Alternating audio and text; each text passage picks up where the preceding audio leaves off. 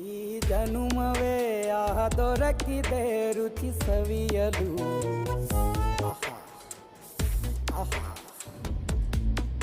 ಈ ಜಗವಿದೆ ನವರಸಗಳ ಉಣಬಡಿಸಲು.